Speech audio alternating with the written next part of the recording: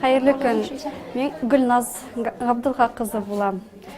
Бұл һөнәрем минем канзаши дип атала. Ул Япониядән килгән техника безнең. Мин бу һөнәр белән 6 ел элек шөгыльләнә башладым, беренче кызым тугач.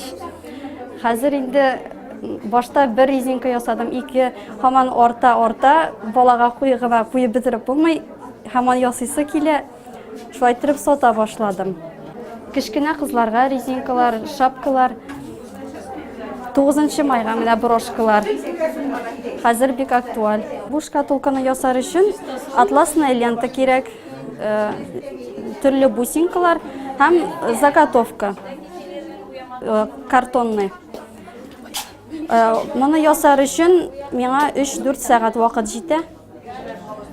3-4 сәгать вакытта ясарга була инде.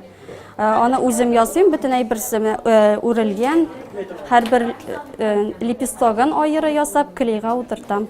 Резинкалар тоже шулай ук инде, һәрбер лепестогы аеры ясап, тегеп клейга утыртып резинкага куясы. Сколько вы, Людмила? Начала заниматься вышивкой, лет где-то 7 назад. Работа интересная, требует такого особого подхода, терпения, усидчивости. Мне нравится вышивать, потому что, наверное, какое-то успокоение определенное дает для души. Работа бисером требует усидчивости, терпения большого. Результат сами видите. Мне нравится вышивать мечети, церкви, такие старинные здания. Нравится вышивать натюрморты, это моя работа. Нравится вышивать пейзажи, и такие работы определенные на исторические темы. Интересно, мне нравится такая мелкая, точная работа, и для меня, наверное, это больше доставляет для души удовольствие. Здравствуйте, зовут меня Светлана Антонова. Я приехала в Топасево из города Набережные Челны 7 лет назад.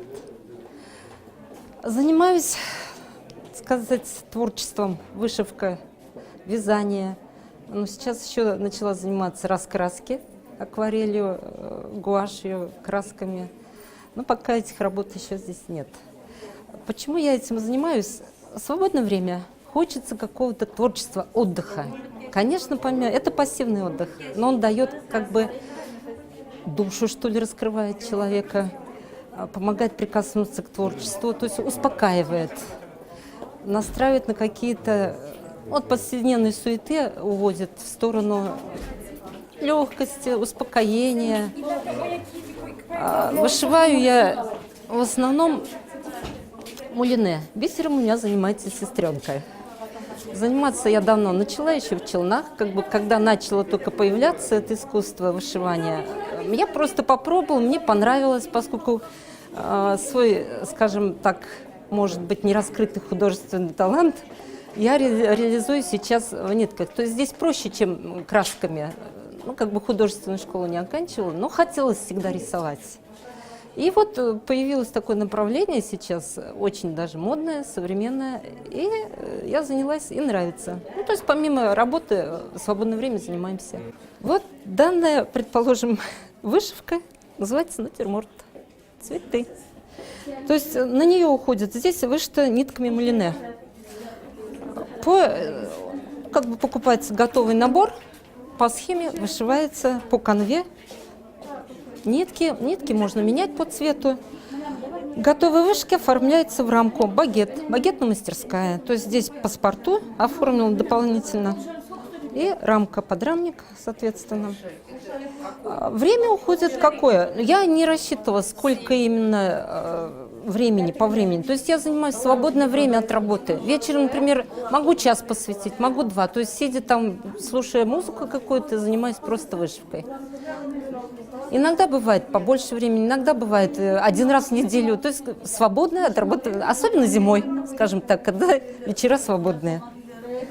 Ну, чем больше картины, тем больше уходит времени, соответственно. То есть на маленькие картины как бы вот может уйти, ну, если каждый день, ну, может быть, около месяца. На эти как бы побольше времени. Бисер сложно вышивать, потому что там подбирать нужно его, набирать цвета, нанизывать на иголку. Бүгін біз барыбыз да менә шушы матур бәйрәмгә җыелдык. Шушы бәйрәм белән котларга районнан килгән кунагыбыз, район башлыгы урынбасары Нәҗмиев Камил Рим улына бирәбез. Хәерле көн, хөрмәтле райондашларыбыз, хөрмәтле килгән безнең кунакларыбыз. Менә бүгенге көндә инде шушы матур клубка шулкатлы сөйенеп, куанып киләбез. Клубка килеп керү белән бүген сезнең инде кулышларыгызны күреп, анда инде чәк-чәкләрне, анда ясалган теге төрле кул эшләрен күреп, шулкатлы сөендек. Һәм дә инде икенче зур сөенчегез шушы клубның җанланып эшләп торуы, һәм дә инде халыкның шушы клубка тартылуы, һәм үзләре берлектә шушында концертлар куеп, бергә очрашып, авыл хәлләрен сөйләшеп, алга таба планнар куеп эшләвегезгә без бик сөенәбез. Һәм дә инде сезнең шушы эшләүләрнең башында һәм әйдәп баручы безнең шушы авылдашлар булуы безнең өчен тагын да куанычлы. Шуңа сезне бүгенге кичә белән, шушы матур кичәгез белән бик нык тәбрик итәсем килә. Барыгызга да шушлай актив булып калып, шушындый авыл җыеннарында, шушы клубларда, матур һәм якты җылы клубларда бергә күңел ачуларыбыз өчен бик нык сөенәбез. Һәм дә инде киләсе алдагы бәйрәмнәр белән, һәм дә инде бөтенебез өчен иң бөек һәм иң кадерле бәйрәм 9 май бәйрәменә барыгызны да котлап китәм. Бик күп кешенең, барыбызның да Россиябезнең һәр кешегә дә кагылган җиңү бу. Шуңа да барыгызга да исәнлек, саулык, илләребез тыныч булсын. Үйләребездә җылылык булсын, өстәлләребез сый булсын. Шуңа да матур итеп яшәгез, ширләмәгез. Без һәр чак сезнең өчен шат. Бәйрәм белән сезне.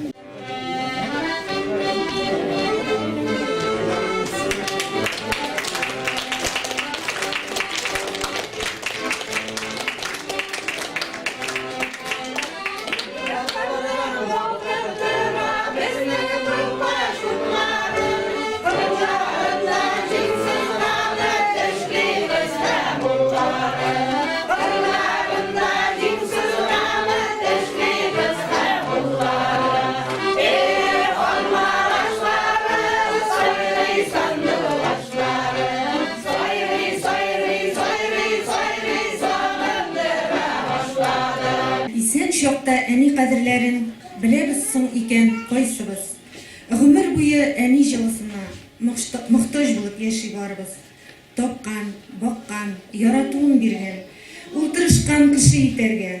Әниләрнең назы, яратуы җитәр иде барлык кешегә.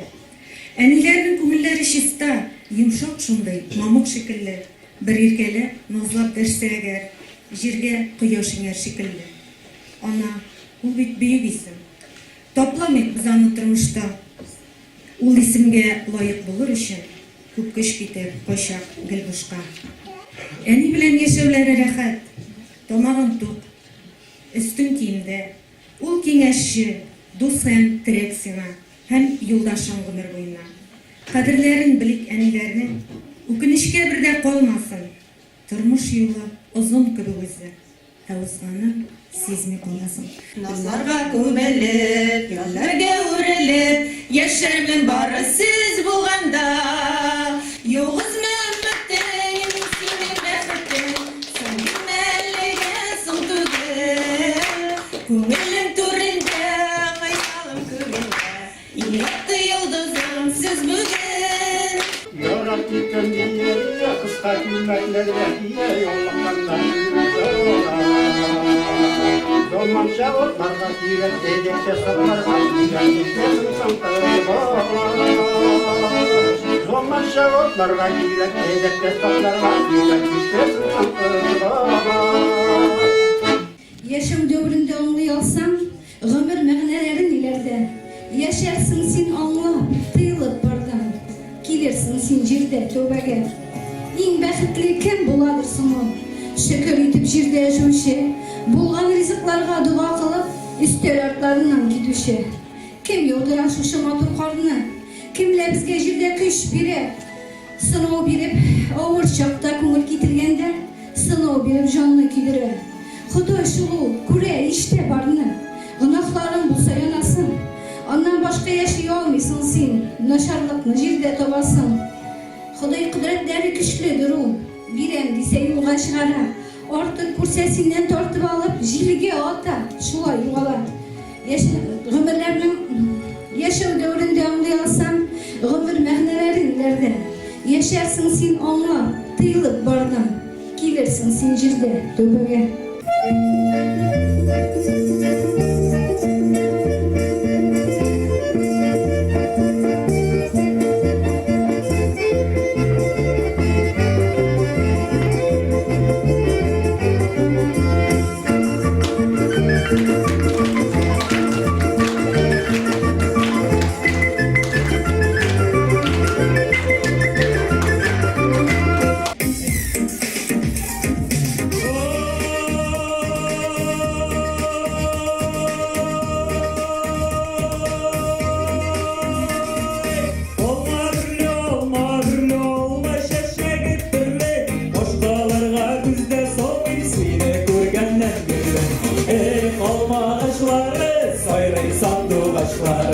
Sayray sayray sayray sayray sandıra başladı. Alma ağaçları sayray sandı başları. Sayray sayray sayray sayray sandıra başladı. Kimini sağmasın deyip nike sıraysız Yanı dusu kayımınla sağınam İride değine tıram yolluğa çıkam Kuray kisip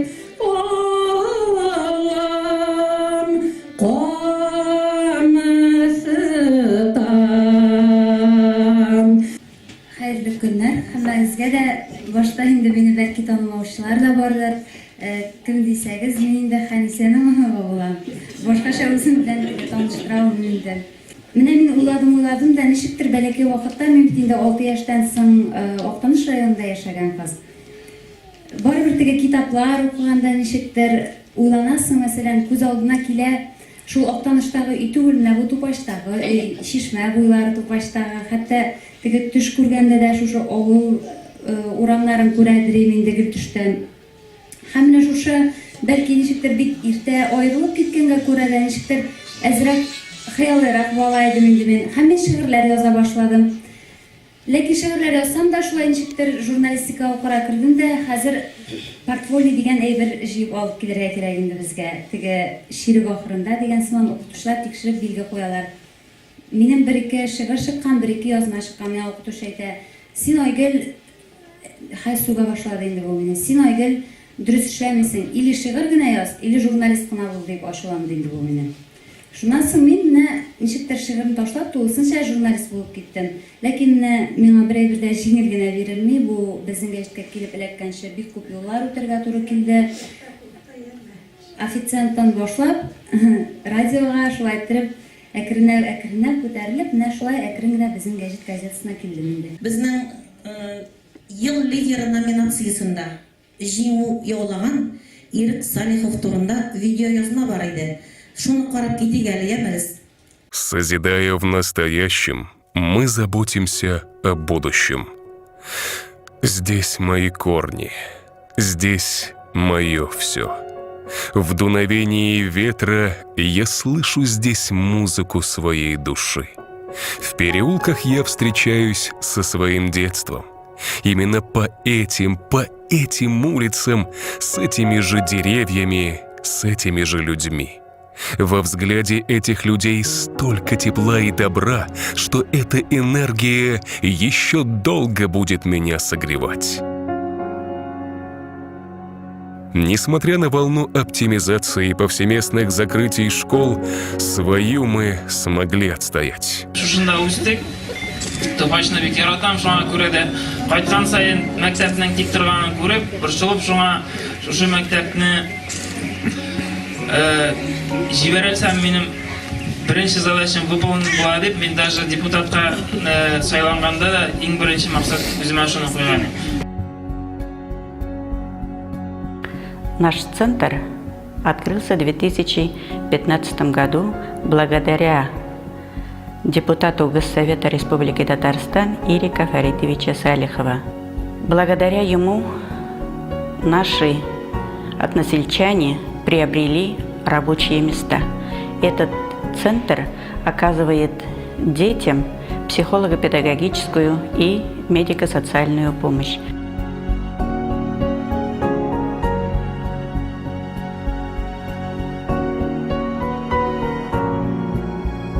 Мы богатые культурой и традициями нации. А культура и традиции берут свое начало здесь, где и проживают носители этой духовной информации. Село Топазево занимает свое особое место. Здесь никогда никто никакие социально значимые объекты не возводили, ни дорог не было. Когда в деревне начались наши большие преобразования, такие радостные, я приезжала в деревню и обнаруживала, что у людей в глазах появился счастливый блеск. И у них были в глазах слезы радости. Они благодарили Ирика Фаритовича за его старание. 4 июнь көнне 2016 елны шушы иҗтимагый үзәгебезне Салихов Ирик Фаритович бүләк итеп бирде безгә. Менә бездә бу елны әле 9 ел булды, әле 10 ел булды клуб булмаганга бу авылда. Шушы сәбәпле бу авылда клуб төзергә булды. Шул көнне шушы бинабыз ачылган хөрмәткә бездә шул көнне сабантуйбыз да булды. Шушы бинабызның кырыенда гына матур сабантуй мәйданында оештырылды. Для того, чтобы сохранить и приумножить, культура должна быть приближена к народу. Только так мы сможем передать ее из уст в уста, из рук в руки, из сердца в сердце следующему поколению. Создавая настоящее, он, наверное, думал о будущем. Действительно, после открытия социальных новых объектов в деревню начали возвращаться молодые специалисты. Они уже сегодня работают в коррекционной школе и в нашем медпункте. Sen Sırxil apay, sen sağına kelip җитте алдыгызмы? Балакайым, дөньяның рәхәтләренә чыктык, җәннәттә яшибез, Аллаһка шөкер. Мин Сәләм медицина училищесын бетергәч, медпунктка фельдшер булып кайттым. Монда миңа эшләргә бөтен кирәк-яраклар, бөтен медицина ярдәме күрсәтә торган бөтен кирәк-яраклар да бар. Салихов Ирик бу эшне үз өстенә алып безгә шушылай эшләмәсә яме, без әле һаман да шушылай интегеп яшәрик.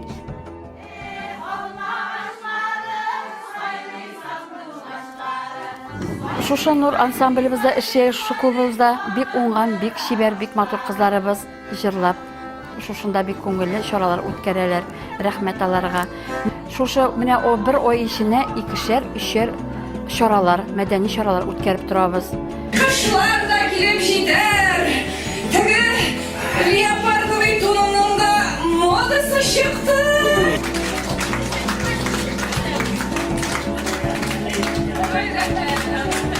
Топаш халкының бары җире җыгыя, халык бик канәгать.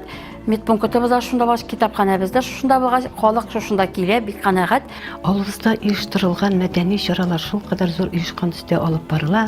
Мәсәлән, шундыйларның берсе ифтар ашлары. Бу ифтар ашына чакырылган Казаннан килгән кунагыбыз Рамил Юнусның тирән эчтәлекле вәгазы. Башкортстаннан килгән Радикдин Ахматовның мөнәҗәтләре килгән кунакларның күңелендә тирән эзләр калдырды. Allahu Akbar, Allahu Akbar. Эшһәдү ан ла илаха илляллах. Наш мечеть построен в 2007 году. Требуется ремонт. Поэтому мы надеемся, наш депутат и наш зять и внук односельчан окажет нам на этом деле свою помощь. Адам баласына яшар өчен үч әйбер кирәк. Ул берсе физиологик потребностьлар булса, икенче материал, өченчесе ул духовный. Ул әлбәттә ул билим, сәнгать, туганнары белән, дуслары белән, балалары белән сөйләшү. Мы благодарны учредителю фонда благодарения Ирику Фаритовичу и его сотрудникам. Без мондый мәҗлесләргә, мондый зур игътибарга бик рәхмәтле. Рәхмәт безнең Салихов Ирик Фаритовичга. Ул булмаса, без бу бинаны күрмәсек тә әле. Без бу бина безгә төш сыман гына. Ведь это деревня, это колыбель, это песни, это смех, это труд, это дружба. Мы хотим, чтобы в деревне жили люди дружно, мирно, в согласии и трудились во благо нашей Родины, ибо этот труд был в радость людям. Словно дерево, которое питается своими корнями, человек берет жизненную энергию из истоков. Мои истоки здесь. И я уверен, мы сможем сделать этих людей счастливее. Это наш долг. А выполнение долга и есть для нас счастье. Созидая в настоящем, мы заботимся о будущем.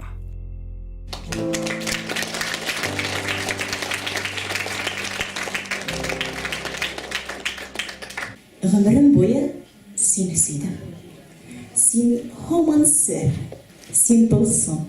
Син бит миңа гына насыйп булгансың. Булсын, димәк, Ходай шулай кушкан. Үзе шулай теләгән. Сине миңа, мине сиңа гына теләгән. Синнән дә матурларын мин табмадым, табалмадым. Дөресрәге мин аларны эзләп тә карамадым. Һәр кемнең үз матуры бит, һәр кемнең үз гүзәле. Синең гүзәллегеңә дә йөрәк кешкә түзәле. Кайчак сөю давыллары алсалар да бетереп, дөньяның бар матурларын булмый сөю бетереп. Матурлар ул меңләгән дә, миндә мең йөрәк түгел. Миңа җаным синнән башка бер кем дә кирәк түгел. Минем кебекләр әлбәттә һәр кемгә дә эләкми. Хәер, мин дә синнән башка бер кемгә дә кирәкми. Рәхмәт.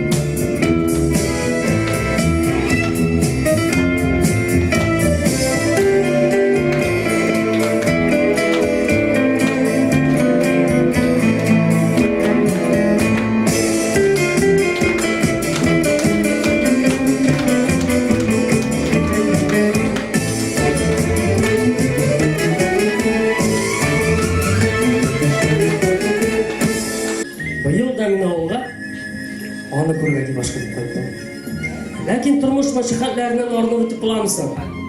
Бабай я капка баганасыга, я кунакка чакыралар, я кабат тагын акча шәрәшә. Иркенрәк вакытта очрашасы кирәк иде моның белән. Аллаһта икәүдән икәүгенә күзгә күз карашы. Эх, яллар. Ишеткән күргән кешеләрнең тавышы матур сөйләгән булалар. Серле төн йомшак канатларын җиресенә җәйгәч, аны жырлаганын тыңлап турганыбыз барып сөйлө. Yok, мен аны жырлаганын тыңлабыз. Мен аны янәшәсендә аңа туйгач карыйсым, сукмасым килә хыяллар. Әгәр дә мөмкин булса, минем сусаган иреннәрем. Гафу итегез, мен бераз артырак сөйләп ташладым ахрысы. Тик мен аны буенча тора тиешмен.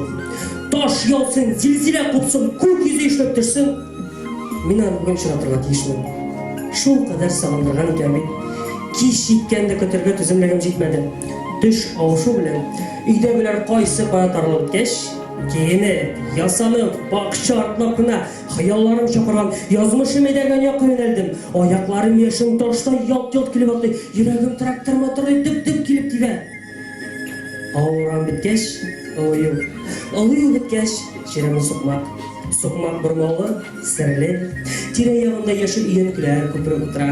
Өянке төпләрендә киттәге аккошар кебек аппак казлар кагына. Ара-тирә мөлдерәмә тулы чиләкләре эленгән көянтәләре, иңнәрендә тирбете, биеде, яшь кызлар үтеп китә, карашлары утлы, күзләренә чаткы, алардан бераз оят та миңа. Шушы олы башым белән җитмәсә күпме көндез. Әле кич булган көтәргә микән? Юк, түземлегем җитмәс. Аннары көн якысында, кояш нуры кочагында күрәсем килгән иде бит минем аны. Кинәт кисәк бара торган сукмак бурып түбән төшә башлады. Һәм мин аны күреп алдым. Соларга төшкән шаян кызлар аны уратып алганнар иде. Астан шырык-шырык көлгән тавыш ишетелде. Миннән көлүләрен тегеләп куймаса, һәм кызарганымны, оялганымны күрсәтмәс өчен башымны тагын да баскарар иде. Инде көлү авызларын башымны күтәргәндә, суюлы бушаган иде. Ниһаять без икәүдән икәү. Ниһаять ара-тирәдә беркем дә юк. Исәнме, кадерлем дип шаладым мин барлык җаным, дәртем, тәнем белән йөрәк тибешен тыйып. Исәнме? Якты чишмә. Бик сагындым синең шифалы суларыңны. Бик сагындым назлы шылтыравыңны. Рәхмәт.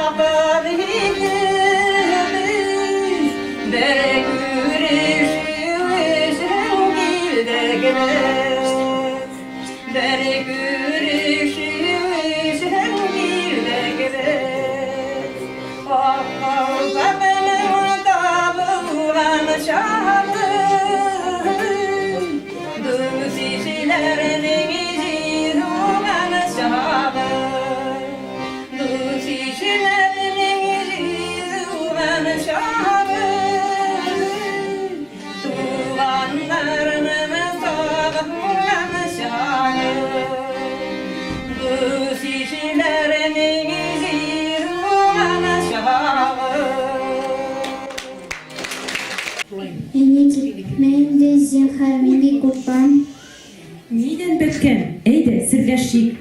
Борчу, шик. Әткән синең янында бит. Борчымасын сине, шөбһә, шик. Ишегез без Ишегебез ныклы бикләнгән, тәрәзәләргә пәрдәләр тарттык, террористлар керсә өебезгә, төнгә каршы без кая барыйк? Әдием бар, ул бит шундый батыр, көче дә бар безне якларлык. Террористлар аны күрү белән курка-курка чыгып качарлык. Җитмәсә, нәни балаларны синең кебек батыр йөрәкле, фәрештәләр күктән саклый диләр, һәр сабыйга канат өләшеп. Авылыбыз талантларга бай. Хәзерге вакытта Әлмәт шәһәрендә яшәүче Гайниева Айназыбыз бүгенге бәйрәмгә кайта алмады, чөнки бәләкәй генә кызчыгы бар. Ул сезгә барыгызга да бик зур сәламнәрен җиткерде. Без дә сезнең исемнән аңа зур сәлам җиткерәбез һәм киләчәктә аның шигырьләрен дә күреп калырбыз дигән, аны сәхнәбездә күрербез дигән өметебезне белдерербез. Бәхетле көннәрем муенса, өзелмәс җепләргә тезелгән. Татлы моң күчәдер һәр көннең күңеленә җәүһәрдәй сүземнән. Шатлыклы көннәрем бихисап, һәр таңда шатлыгым яңара. Гомерне биргәннәр күкләрдән шигырьгә түгелеп янарга. Бәхетне, шатлыкны берәмләп тезәм мин дисбедәй хәтергә. Менсәң дә тауларның очында җирдәге эзеңне хәтерлә. Бәхетле көннәрем муенса. Хәзер сәхнәгә бәйрәмебезнең иң хөрмәтле кунагы, шушы бәйрәмгә тәргеш бирүче Салихова Нурия Галиулла кызын чакырабыз. Тупаш минем туган авылым, саклана ул һәр чак йөрәктә, һәр чокыры, урман елгалары төшләремә кирип йөрәтә. Олы юлдан кайтып кергән чакта утыра ул урман эчендә. Һәр урманның аерым бер исеме бар. Бай тарихлы, шуның эчендә җәйлеп яткан иген басулары. Онытырга сине мөмкинме? Ул урманнар, елга таулары онытмыйлар белән беркемне. Җәйгә чыксаң, чиләк итеп, җыяндык җиләк берлеген, су буенда бепкә саклый идек, тимәсен дип карга тилгән. Әти киле иде чалгыларын, китә идек пешән чабарга. Эшләп барсак, буа тирәндек, йөгерә идек суга чумарга. Безнең буын шулай эшләп үсте. Бер эштән дә куркып тормадык, көтүен дә көттек, пешән чаптык, һәр нәрсәгә вакыт таба алдык. Бала-чага өйдә күп булганга, бөтен эшне дә эшләдек, дәресләрне еш әзерли идек, билгеләр дә түбән төшмәде. Чана, такта, картон булды, шулай идек чаңгы чанада. Биялиләр бызга әйләнгәнче, качыш уйный идек буранда. Эш бетереп, дәрес әзерләнсә, безгә 5 тин акча эләгә. Кыш тоткандай, шул 5 тин акчаны тотып, чыгып йөгерә идек кинога. Авылыма кайтса, ул чакларда клуб гөрләп тора иде. Шунда күрдек, шып-шын артистлар, үзебез дә шундый актив идек, бик еш куя идек концертлар. Авылыма кайтсам хатирәләр, һаман яңаралар. Тупач кебек авыл юк башка, авыл ортасында калкып, мәчет тора, иман белән юллар башлана.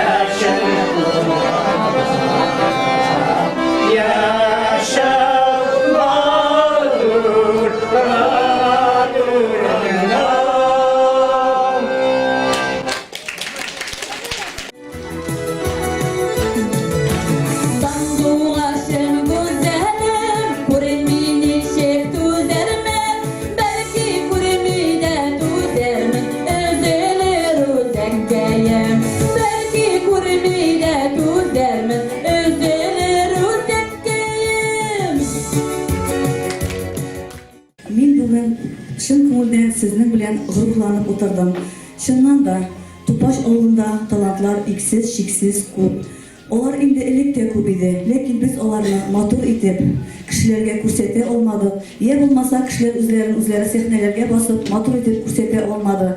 Минем язмышым Тупаш белән менә инде быел, нәкъ быел 30 ел бәйле. Шушы чорда мин инде һәр вакытта да иремнең, Илдарның Тупаш дип үлеп китеп яшәгәненә шакката торган идем. Ни эшләп шуны хәтле яратам икән бу Тупашны диеп. Менә бүген мин аны аңладым. Чыннан да Тупаш халкы эшчән, булган, тыныч, беркайчы һәр вакытта үзләренең Тупаш икәнлекләрен күрсәтә белүче халык яши монда. Һәм шуңа күрә дә сезгә Ходай язмышның яхшысын бирсен иде. Һәм ул язмышыгызның алдагы көне тагын да яктырак, матуррак булсын иде. Сәламәтлек сезгә, барлык изге теләкләр. Хәерле көн, хөрмәтле Тупаш авылы халкы. Менә сәхнәгә басып торып, сезнең авылга Казаннан килдем дип әйтергә телем әйләнми. Исәнмесез, авылдашларым дип әйтәсе килә башлады. Шул хәтле горурланып, сокланып утырдым. 1-2 ел элеккенә әле бу урында кара җир урыны булып торган вакыттан бирле сезнең белән таныш. Сезгә инде Казаннан килгәчтен иң зур бүләкне тапшырасым килә, иң зур сәламне тапшырасым килә. Татарстан Дәүләт Советы депутаты Салихов Ирек Фаритович исеменнән, сезнең авыл оныгы исеменнән, благодарение Хайрия фонда президенты Фәрит Муллагалиевич Салихов исеменнән сезгә сәламнәрне җиткерәсем килә. Һәм алар исеменнән сезгә шундый дәррәү килеп, гөрләтеп, матур итеп, алар башлап, әйдәкләп башлап төзелгән шундый матур бинада онытмыйчы, бинаны суытмыйчы, матур культура чараларын үткәргәнегез өчен сезгә алар исеменнән бик зур рәхмәт белдерәсем килә. Мәктәпләр дә гөрләп эшли, авыл клубыдан инде янып тора, юллар да салынып бетте дисәк тәген була. Хәзер инде Тупашка кунакка гына кайтырбыз дигән юк, барып чыкмады. Тагын Нурия апа безгә зур эшләр, өстә зур эшләргә этәргеч ясады.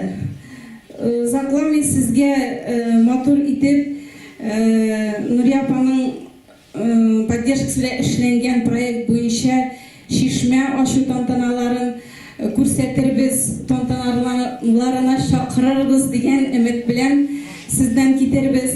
Алла бирсә, насыйп булса, матур итеп, былтыргы кебек итеп, шырак та итеп, сабантыйларны уздырырга насыйп булыр дигән өмет белән китербез дип уйлыйбыз.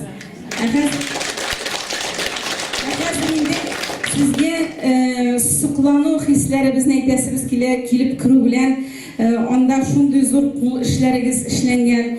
Әле Казан шәһәреннән килсәк тәген, ите-төрте эшләнгән, заставлять итеп эшләнгән выставкаларны караган булсак тагын, мондый матур әйберләрне күптән күргән юк.